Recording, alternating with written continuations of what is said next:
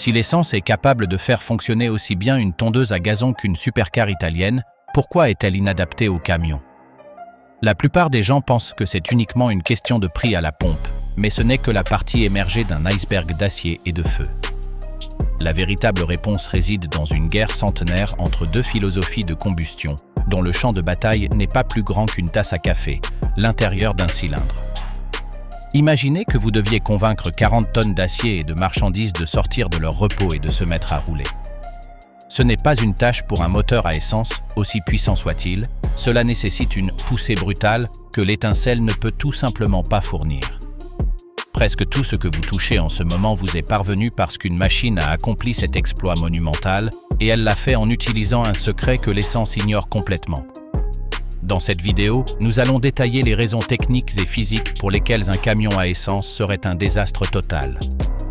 Restez jusqu'à la fin, car je vais vous révéler l'information sur le taux de compression, qui explique pourquoi un moteur diesel peut durer 1 million de kilomètres, alors qu'un moteur à essence exploserait en essayant de faire le même travail.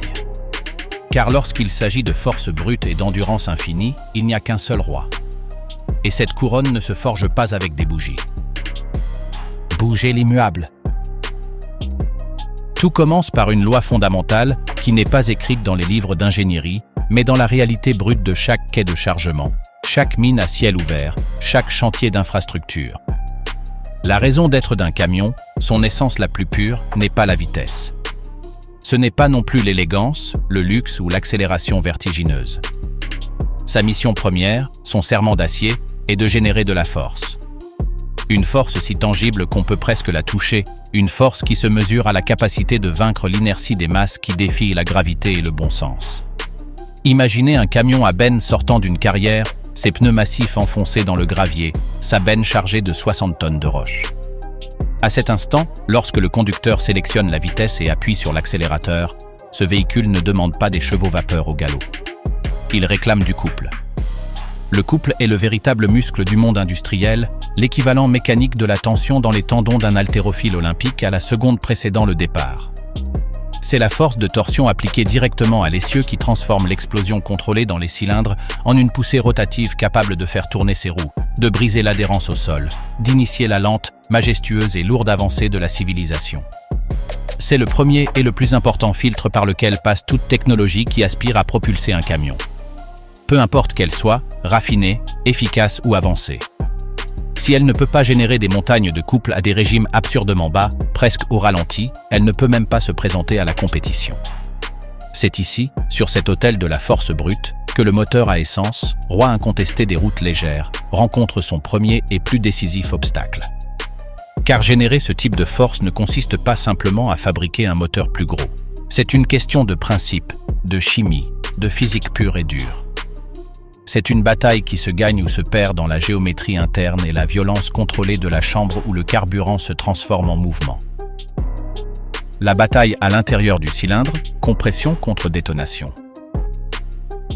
Pour comprendre pourquoi le diesel règne ici, nous devons entrer dans ce champ de bataille cylindrique. Oubliez un instant les marques et les modèles. Considérez le cylindre comme un canon vertical. À sa base, le piston, un piston en métal poli, se prépare pour sa course. Le processus des deux moteurs partage une chorégraphie de base. Admettre de l'air, le comprimer, injecter du carburant, provoquer la combustion qui dilate les gaz et pousse le piston vers le bas, générant ainsi le travail.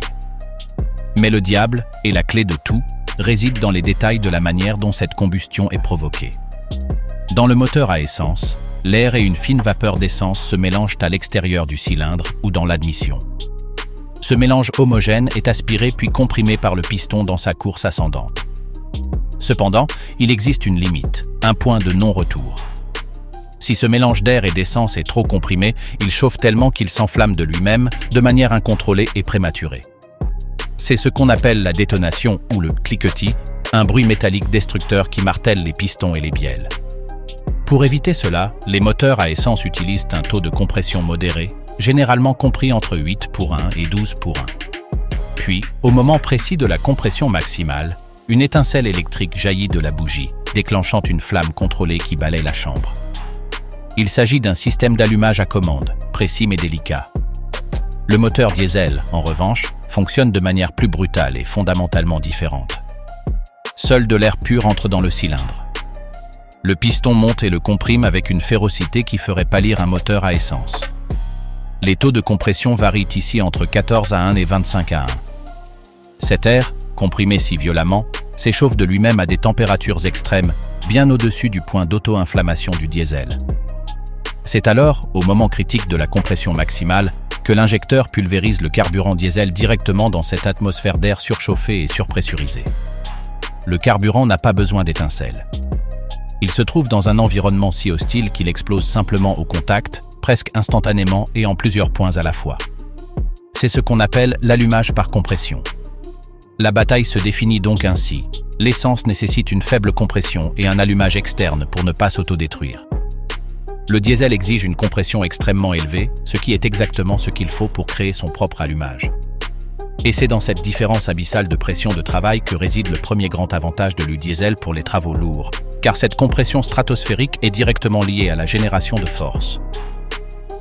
Comment se forge le couple ? Relions maintenant les points entre cette explosion par compression et le couple qui déplace des montagnes. La clé réside dans ce que les ingénieurs appellent la course du piston. Imaginez à nouveau le cylindre. La distance parcourue par le piston entre son point le plus bas et son point le plus haut correspond à sa course.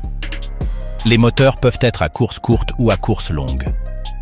Un moteur à course courte, typique de nombreux moteurs à essence haute performance, permet d'atteindre rapidement des régimes élevés, ce qui est idéal pour générer beaucoup de puissance sur une large plage de tours. Mais pour forger le couple, en particulier le couple faible et massif dont un camion a besoin, on recherche le contraire. Une course longue. Pensez à une clé à molette. Si vous voulez desserrer un écrou très serré, vous ne serrez pas la clé près de la tête. Vous prenez l'extrémité du manche la plus éloignée possible. Vous appliquez la même force, mais en augmentant le bras de levier, vous multipliez le couple. Un piston à longue course fonctionne de la même manière. Comme il a une course plus longue entre le point mort haut et le point mort bas, le bras de levier qui relie le piston au vilebrequin est plus efficace. Lorsque le mélange diesel s'enflamme et se dilate avec violence, il pousse la tête du piston. Dans un moteur à longue course, cette poussée a plus de temps, plus de distance linéaire pour agir sur la bielle et, par conséquent, pour faire tourner le vilebrequin avec plus de couple. C'est un coup plus lent, plus profond et plus puissant. Chaque explosion est comme le coup de marteau lent et puissant d'un forgeron, et non comme le martèlement rapide d'un marteau-piqueur. Cette conception à longue course est intrinsèque à la philosophie du diesel à haute compression. Vous avez besoin de cet espace pour comprimer suffisamment l'air, et en l'ayant, vous obtenez en prime le bras de levier idéal pour le couple. Un moteur à essence qui tenterait une course aussi longue pour obtenir ce couple se heurterait, là encore, au mur de la détonation prématurée. Il ne peut pas comprimer le mélange suffisamment pour justifier cette géométrie sans s'autodétruire. Ainsi, le diesel, de par sa nature même d'allumage par compression, est contraint d'adopter une conception optimale pour générer la monnaie du royaume du poids, le newton-mètre de couple, disponible presque dès le premier battement du moteur. Faible régime contre haut régime. Cette différence fondamentale dans la conception entraîne une différence de caractère aussi profonde que celle qui existe entre un bœuf de trait et un pur sang. C'est la distinction entre les bas régimes et les hauts régimes qui définit complètement la personnalité de chaque machine en service. Le moteur diesel à usage intensif est un animal à bas régime. Il génère son couple maximal, cette poussée rotative impressionnante, souvent entre 1200 et 1500 tours par minute. Sa plage de puissance utile, où il fonctionne de manière efficace et puissante, dépasse rarement les 2200 tours par minute. Réfléchissez-y. À un tiers ou à la moitié du régime auquel un moteur à essence de voiture commence à peine à entrer dans sa zone de confort, le diesel délivre déjà toute sa puissance. Ce n'est pas un défaut, c'est une qualité spécialement conçue pour la tâche à accomplir. Un camion n'a pas besoin d'accélérer de 0 à 100 en 5 secondes. Il doit, en partant de 0, commencer à déplacer sa charge sans étrangler le moteur. Il doit, lorsqu'il rencontre une pente sur la route, pouvoir maintenir sa vitesse en appuyant simplement un peu plus sur l'accélérateur, sans avoir à rétrograder de 3 vitesses et à faire tourner le moteur à 6000 tours par minute. Fonctionner à des régimes plus bas réduit considérablement les frottements internes, l'usure des composants et les tensions générales. C'est un rythme de travail durable, martial, constant. Un moteur à essence, en revanche, développe sa puissance en montant dans les tours. Son couple maximal est généralement atteint à un régime beaucoup plus élevé, peut-être entre 3500 et 5000 tours par minute. Pour déplacer une charge lourde, il faudrait rester constamment dans cette plage élevée, tourner rapidement, consommer du carburant de manière vorace et soumettre ses composants à un stress cyclique extrême. Ce serait comme demander à un sprinter de courir un marathon à sa vitesse maximale. C'est tout simplement insoutenable. Le caractère du diesel est celui de la patience et de la puissance constante. Le caractère de l'essence, dans ce contexte, est celui de l'urgence et de l'effort maximal. Et sur la route, où les trajets se mesurent en centaines de kilomètres et les heures au volant en jours, un seul caractère est adapté à la tâche. Robustesse par conception. Mais générer cette force monumentale à des rythmes lents ne serait pas viable si la machine qui le fait s'usait en 100 000 km. C'est là que la philosophie du diesel démontre toute sa profondeur en construisant la longévité dès les plans initiaux. Un moteur diesel pour travaux lourds n'est pas un moteur à essence agrandie. C'est une bête d'ingénierie forgée selon des principes différents. Pour supporter les pressions cyclopéennes de la combustion par compression, qui peuvent être plus de 2 fois supérieures à celles d'un moteur à essence, tout doit être plus solide, plus épais, plus lourd. Le bloc moteur n'est pas en aluminium léger, mais en fonte épaisse, un bastion immuable contre les explosions internes. Les culasses sont massives, vissées avec des boulons de l'épaisseur d'un doigt. Les pistons sont énormes, souvent dotés d'une couronne renforcée pour résister à la chaleur et à la pression directe de la flamme. Les bielles sont des barres d'acier forgé qui ressemblent à de petites poutres. Le vilebrequin est une pièce en acier massif, d'un diamètre qui inspire le respect, conçue pour absorber et transmettre des torsions qui briseraient en deux celles d'un moteur conventionnel. Cet excès de matière, ce surdimensionnement délibéré, a un objectif clair, la tolérance. Ces pièces de ES ne fonctionnent pas à la limite de leur résistance. Elles fonctionnent bien en dessous. Un moteur à essence haute performance est un athlète d'élite, svelte et optimisé pour offrir des performances maximales, mais avec une marge d'erreur réduite. Un moteur diesel de camion est un haltérophile professionnel, doté d'une structure osseuse et musculaire massive qui lui permet d'accomplir son exploit quotidien, jour après jour, année après année, sans se blesser. C'est cette robustesse inhérente à leur conception qui permet à ces moteurs non seulement de générer le couple nécessaire, mais aussi de le faire sur des distances qui semblent relever de la science-fiction. C'est le fondement qui soutient la promesse du million de kilomètres, la légende des moteurs qui dépassent la durée de vie de plusieurs châssis.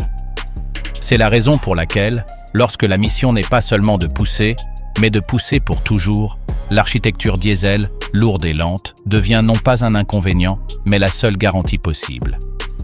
Et pourtant, cette force physique, cette capacité brute, ne serait qu'une curiosité technique si elle ne se traduisait pas dans un langage universel. Celui du coût, de l'efficacité et du calcul froid des affaires. Car en fin de compte, les lois de la physique doivent rendre des comptes aux lois de l'économie. L'histoire que nous avons suivie jusqu'à présent, celle de la compression, du couple et de la robustesse, pourrait rester dans le domaine théorique, dans un fascinant traité d'ingénierie mécanique. Mais le monde du transport de marchandises ne fonctionne pas selon des théories. Il fonctionne, littéralement, selon des chiffres. Des chiffres impitoyables, clairs et répétitifs qui s'inscrivent dans les feuilles de dépenses, les reçus de carburant et les bilans financiers des entreprises. C'est là, à la froide lumière de l'arithmétique commerciale, que les avantages physiques du diesel se transforment en une domination économique si écrasante que l'essence ne peut même pas être envisagée comme une alternative. Car pour comprendre pourquoi les camions n'utilisent pas d'essence, il faut quitter l'atelier et se rendre dans le bureau du gestionnaire de flotte, où chaque décision se mesure en tonnes d'économie ou en montagnes de dépenses superflues. La densité du pouvoir, plus d'énergie dans chaque goutte. Pour commencer à démêler cette économie, nous devons revenir à l'origine, à l'essence même du carburant. Tous les liquides inflammables ne sont pas créés égaux. Une molécule d'essence et une molécule de diesel, bien que toutes deux issues du pétrole, ont des structures chimiques différentes. L'essence est composée de chaînes d'hydrocarbures plus légères et plus courtes. Le diesel, en revanche, est constitué de chaînes plus longues et plus lourdes. Cette différence moléculaire n'est pas un détail insignifiant, elle est à la base de tout. Les chaînes plus longues du diesel signifient que, pour un volume identique, disons 1 litre, il y a plus d'atomes de carbone et d'hydrogène. Et comme l'énergie d'un carburant provient de la rupture des liaisons entre ces atomes lors de la combustion, une plus grande densité d'atomes signifie une plus grande densité énergétique. En termes pratiques et mesurables, 1 litre de diesel contient en moyenne environ 10% d'énergie en plus qu'un litre d'essence. Considérez cela comme la différence un charbon de bois léger et un charbon minéral compact. À poids ou volume égal, le second brûlera plus longtemps et dégagera plus de chaleur. C'est là le fondement même de l'efficacité du diesel. Grâce à son rapport de compression élevé et à sa combustion par auto-allumage, le moteur est exceptionnellement efficace pour extraire cette énergie intrinsèque et la convertir en travail utile au niveau du vilebrequin. Non seulement le moteur diesel est plus efficace sur le plan thermique, mais le carburant qu'il utilise est, molécule par molécule, un concentré d'énergie plus dense. Dès l'instant où le camionneur paie pour remplir son réservoir, il achète plus de kilomètres potentiels pour chaque unité monétaire, avant même que le moteur ne se mette en marche. Cet avantage chimique inné est le premier et le plus discret des multiplicateurs dans l'équation économique du transport. C'est un cadeau de la géologie et du raffinage que le moteur diesel est particulièrement bien placé pour exploiter au maximum, un binôme parfait entre le carburant dense et la machine conçue pour en tirer le meilleur parti. Le voyage sans fin, l'efficacité et la tyrannie de la distance. Dans la réalité, cette densité énergétique se traduit par le concept roi de la route longue distance, l'efficacité énergétique. Et ici, les différences ne sont plus des pourcentages modestes, mais des abîmes opérationnels. Un moteur diesel moderne pour travaux lourds est un chef-d'œuvre d'efficacité thermodynamique. En fonctionnant avec un excès d'air et une compression très élevée, il parvient à extraire une plus grande partie de l'énergie chimique du carburant qu'un moteur à essence, qui perd plus d'énergie sous forme de chaleur résiduelle par l'échappement et le système de refroidissement. Le résultat est un chiffre magique pour tout transporteur, le nombre de kilomètres par litre. Alors qu'un camion lourd hypothétique équipé d'un moteur à essence gigantesque et contraint de fonctionner à plein régime pourrait atteindre, avec un peu de chance, peut-être 2 km par litre dans des conditions idéales, un camion diesel moderne peut facilement atteindre 3 km par litre, voire plus. Pour une flotte, ce chiffre n'est pas une donnée technique, c'est une destination. Car le secteur du transport est défini par la tyrannie de la distance. Les itinéraires sont fixes, les délais de livraison sont immuables et les kilomètres s'accumulent avec une régularité métronomique. Un camion longue distance aux États-Unis ou en Europe peut facilement parcourir plus de 150 000 km par an. Imaginez ce trajet, cette succession interminable d'autoroutes, de nuit dans des aires de service, de paysages qui se répètent. Chaque litre de carburant économisé au cours de ce voyage sans fin est multiplié par 150 000. L'efficacité du diesel signifie, en termes concrets, moins d'arrêts pour faire le plein.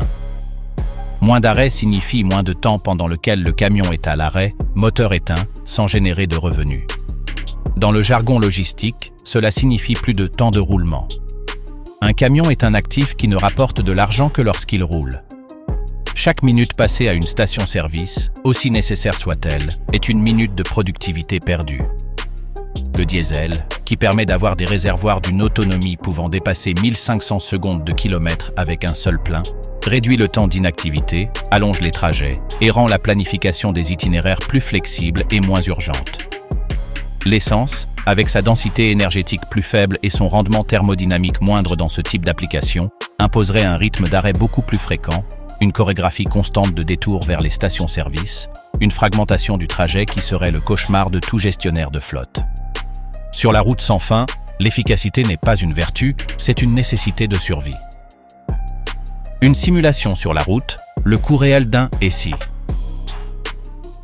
Transposons ces calculs dans le domaine de l'argent comptant, dans une simulation que tout propriétaire de flotte fait dans sa tête, ou plutôt dans son tableur.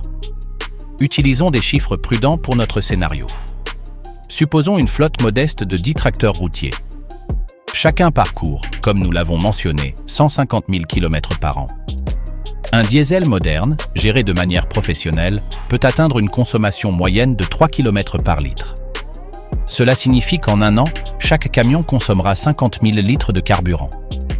Prenons maintenant le prix du diesel. Il varie, bien sûr, mais pour cet exercice, utilisons un chiffre de base. Le coût annuel par camion est ce volume multiplié par le prix au litre. Entrons maintenant dans le domaine de la fiction économique dangereuse. Que se passerait-il si ces mêmes camions, effectuant le même travail, le même trajet, avec le même chargement, étaient équipés de moteurs à essence de capacité équivalente? Pour déplacer 40 tonnes, ce moteur à essence devrait être énorme, poussé à fonctionner près de sa limite, et son rendement chuterait. Il serait optimiste de supposer qu'il atteindrait 2 km par litre. Il est probable qu'il en consommerait moins. Avec une consommation de 2 km par litre, le même camion consommerait 75 000 litres par an, soit 25 000 litres de plus que son homologue diesel. Voici le coup de maître, l'information qui démolit le mythe selon lequel l'essence est moins chère à la pompe. Même si, sur certains marchés, le prix du litre d'essence peut être inférieur de 5 à 10% à celui du diesel, le volume supplémentaire dont vous avez besoin est si important. 33% de plus dans notre exemple, que l'avantage supposé s'évapore et s'inverse brutalement. Multipliez ces 25 000 litres supplémentaires par le prix de l'essence, puis multipliez le résultat par les 10 camions de la flotte. La différence annuelle sur la facture de carburant se chiffre en 6, 7, voire 8 chiffres, selon la taille de l'entreprise. C'est un trou noir dans les finances. C'est le salaire annuel de plusieurs chauffeurs, c'est l'entretien de toute la flotte, c'est l'investissement dans de nouvelles remorques, c'est la marge bénéficiaire de l'entreprise. Ce « et si » n'est pas un exercice théorique. C'est le calcul qui empêche les gestionnaires de dormir la nuit, et c'est la raison pour laquelle aucune entreprise de transport n'envisagerait même l'option de R l'essence pour l'essentiel de son travail de ligne. L'arithmétique est implacable, et son verdict est clair. Les économies réalisées à la pompe par litre sont un mirage. Le coût par kilomètre parcouru est la seule vérité qui compte. Le poids du carburant, une charge utile volée. Cependant, la facture de carburant n'est qu'une partie de l'histoire économique. Il existe une autre variable, souvent négligée mais tout aussi critique, qui concerne l'actif le plus précieux transporté par un camion. La charge utile. Dans le transport routier, chaque kilogramme compte. Il existe des limites légales strictes pour le poids total brut du véhicule, qui comprend le poids du camion à vide, TAR, celui du carburant, celui du conducteur et de ses effets personnels, et bien sûr, celui des marchandises. Tout kilogramme qui n'est pas de la marchandise est un kilogramme de revenu potentiel laissé sur le quai. Et ici, la densité énergétique inférieure de l'essence joue un autre mauvais tour. Pour obtenir la même autonomie qu'un réservoir de diesel, il faudrait un réservoir d'essence plus grand ou, plus couramment, transporter un volume de carburant beaucoup plus important pour le même trajet. Mais le volume et le poids vont de pair. Un litre d'essence pèse moins qu'un litre de diesel, mais la différence n'est pas suffisante pour compenser l'énorme quantité supplémentaire dont vous avez besoin. Dans notre exemple précédent, le camion à essence devrait transporter 25 000 litres de carburant supplémentaire par an. Lors d'un long trajet, cela pourrait se traduire par des centaines de litres supplémentaires à transporter dans le réservoir à tout moment. Ce poids n'est pas de la marchandise. C'est du lest. C'est un poids mort que le moteur doit traîner, ce qui réduit encore davantage l'efficacité, dans un cercle vicieux pervers. Chaque kilo de carburant supplémentaire dans les réservoirs est un kilo d'acier, de céréales, d'appareils électroménagers ou de matières premières qui ne peut être chargé. Dans un secteur où les marges se mesurent en centimes par tonne-kilomètre, voler de la charge utile est un péché capital. Le diesel, plus dense sur le plan énergétique, permet de concevoir des réservoirs offrant une autonomie énorme avec un impact relativement faible sur le poids à vide du véhicule. Il maximise la part du poids total consacré à ce qui compte, la charge pour laquelle le client paie. Dans la balance implacable des poids et contrepoids juridiques et économiques, l'essence coûte non seulement plus cher au kilomètre, mais elle réduit également la capacité à générer des revenus à chaque trajet. C'est une double pénalité financière.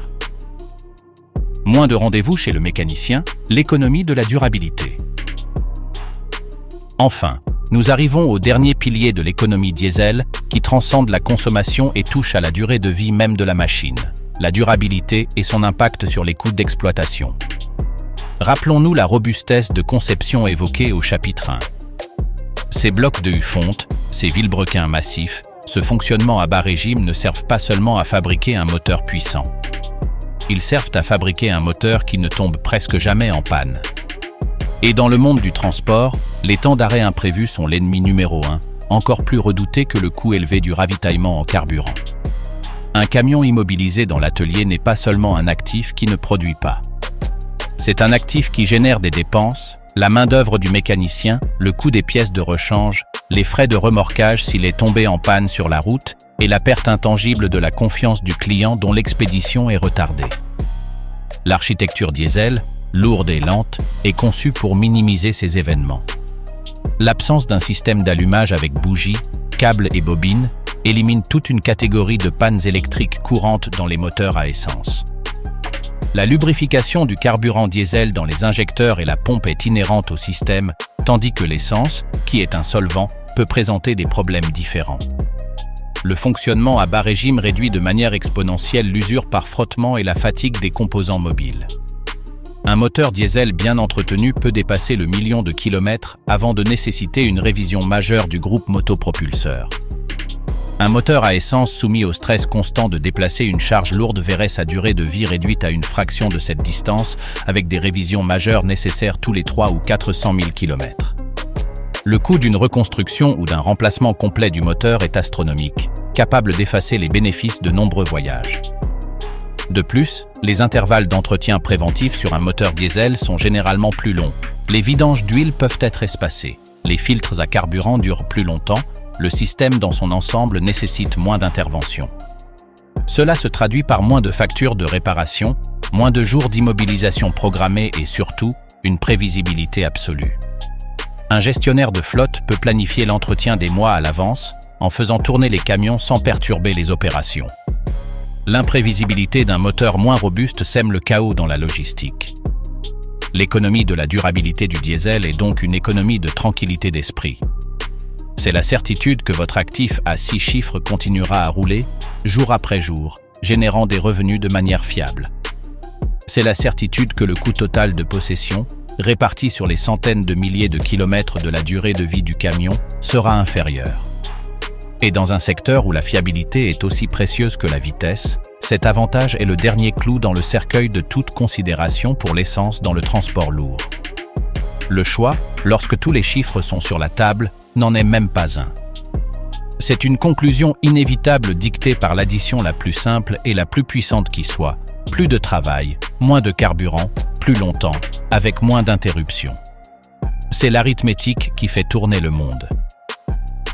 L'exception qui confirme la règle, où et pourquoi l'essence résiste. Avant d'explorer les menaces futures, il est juste de reconnaître que la domination du diesel, bien que écrasante, n'est pas absolue. Il existe des niches, des coins spécifiques du marché où le moteur à essence continue de fonctionner, précisément parce que les conditions qui exigent le diesel sont assouplies ou inversées. L'exemple le plus clair se trouve à l'opposé du spectre. Les camions légers et moyens de livraison urbaine. Pensez aux fourgonnettes qui sillonnent les rues d'une ville, livrant des colis, des denrées alimentaires ou des fournitures. Leur réalité opérationnelle est l'antonyme de la route ouverte. Ici, les trajets sont courts avec des arrêts constants. La charge, bien que précieuse, est rarement massive en poids. Et le principal ennemi n'est pas l'autonomie, mais l'agilité, le coût d'acquisition initial et la pression croissante en faveur de zéro émission locale dans les centres urbains. Dans ce contexte, certains des principaux avantages du diesel s'estompent. Un moteur diesel moderne, équipé de systèmes de post-traitement des gaz tels que l'AdBlue et des filtres à particules, souffre des cycles d'arrêt-démarrage. Ces systèmes ont besoin d'une température et d'un débit constant pour se régénérer et fonctionner correctement. Un trajet aller-retour vers le centre-ville, avec ses nombreux feux de signalisation, peut boucher un filtre, entraînant des coûts d'entretien élevés et une perte d'efficacité. Un moteur à essence turbocompressée, plus léger, avec une réponse plus immédiate à bas régime et sans les systèmes complexes de traitement des émissions diesel, peut être une option plus simple et plus agile. Son coût d'achat est moindre, son entretien est plus familier pour les ateliers généralistes et, bien que sa consommation soit plus élevée, sur des trajets courts, l'impact sur la facture annuelle est gérable. De plus, il sert de passerelle vers une électrification partielle ou totale, car l'architecture d'un camion léger à essence s'adapte plus facilement aux versions hybrides. Ainsi, dans les jungles d'asphalte où la force brute et l'autonomie extrême cèdent la priorité à la simplicité et à l'adaptabilité à des environnements restrictifs, l'essence trouve son dernier bastion. Ce n'est pas qu'elle défie le diesel sur son terrain, c'est qu'elle survit dans un environnement radicalement différent, nous rappelant qu'en ingénierie, le contexte est primordial. Le procès des émissions, le point faible du roi diesel. S'il y a un front où le diesel est véritablement sur la défensive, c'est bien sur le champ de bataille des émissions. Pendant des décennies, son efficacité a été saluée comme un atout écologique, car une consommation moindre signifiait moins de dioxyde de carbone libéré par tonne transportée. Et sur ce point, il reste difficile à battre. Mais la guerre contre la pollution se livre sur plusieurs fronts, et c'est sur les fronts de l'oxyde d'azote et des particules fines que le diesel a été le plus durement touché. La combustion par compression à haute température est intrinsèquement susceptible de générer des NOx. Et la nature même du carburant, avec ses longues chaînes de carbone, produit de la suie. Pendant des années, ces émissions ont été le prix à payer pour la puissance et l'efficacité. Mais ce n'est plus le cas aujourd'hui. Des réglementations telles que l'Euro 6 en Europe ou l'EPA aux États-Unis ont relevé les limites à des niveaux qui nécessitent une ingénierie quasi miraculeuse. L'S-moteur diesel moderne est un enchevêtrement de systèmes de confinement, la recirculation des gaz d'échappement pour réduire la température de combustion et les NOx, les filtres à particules diesel qui piègent physiquement la suie pour l'incinérer ensuite, et le système SCR qui injecte de l'AdBlue dans l'échappement pour convertir chimiquement les NOx en azote et en eau inoffensifs. Ces systèmes ont permis à un camion diesel neuf d'émettre une fraction minime de ce qu'émettait un camion il y a 20 ans. Mais le coût est élevé. La complexité explose. La maintenance devient plus critique et plus spécialisée. Les performances du moteur peuvent être légèrement affectées. Et le prix du véhicule augmente considérablement. C'est le talon d'Achille du roi diesel. Pour conserver son règne, il a dû se doter d'une armure de plus en plus lourde, coûteuse et délicate. Chaque nouvelle réglementation assiège ses remparts, le contraignant à des évolutions qui, bien que couronnées de succès, l'éloignent de son essence simple et robuste. Ce point faible est la faille par laquelle ces nouveaux rivaux tentent de s'infiltrer, promettant de se conformer aux règles du futur sans avoir recours à autant d'alchimie chimique dans le tuyau d'échappement. L'ascension des véhicules électriques, la puissance sans cylindre. Le concurrent le plus radical et le plus prometteur arrive sans bruit d'explosion. Le camion électrique ne représente pas une évolution, mais une révolution fondamentale. Son concept est aussi simple que disruptif, éliminer complètement le processus de combustion. À la place, d'énormes batteries alimentent des moteurs électriques qui délivrent tout leur couple, instantanément et de manière impressionnante, dès le démarrage. C'est comme s'ils capturaient l'essence même du couple diesel, sa disponibilité immédiate, et le purifiaient sans vibration, sans bruit, et surtout sans émission locale. Pour les applications de distribution urbaine et régionale, son argumentaire est formidable. Les trajets sont prévisibles, ce qui permet une planification précise de la charge. Les coûts de carburant par kilomètre sont nettement inférieurs à ceux du diesel. L'entretien est considérablement réduit, pas de vidange d'huile, pas de filtres à carburant ou à air, pas de système d'échappement complexe. La simplicité mécanique est impressionnante. Des constructeurs tels que Tesla, Volvo, Daimler et une pléthore de start-up ont présenté des prototypes et des modèles en production qui promettent des autonomies allant jusqu'à 500 km, suffisantes pour de nombreux trajets d'une journée. Cependant, lorsque l'on se tourne vers le domaine sacré du diesel, à savoir le transport longue distance de 40 tonnes, le défi électrique se heurte à des obstacles physiques monumentaux. L'énergie dense fournie par un réservoir de diesel est, pour l'instant, inaccessible pour des batteries d'un poids et d'un volume raisonnable.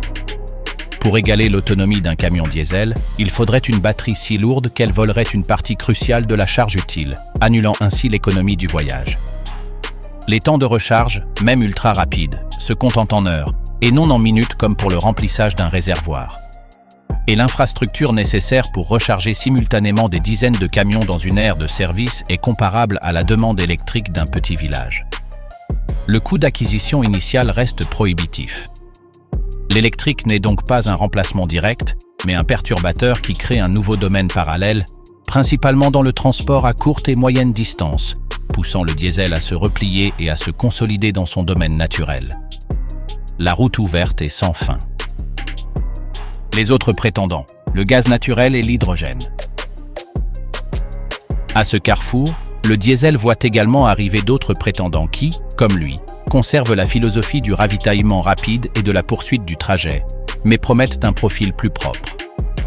Le premier est le gaz naturel, qu'il soit comprimé ou liquéfié. Ses avantages sont évidents.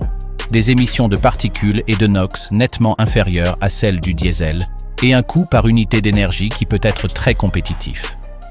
La technologie des moteurs est similaire, dérivée des blocs diesel, ce qui confère une certaine familiarité. Mais ses inconvénients sont limitatifs.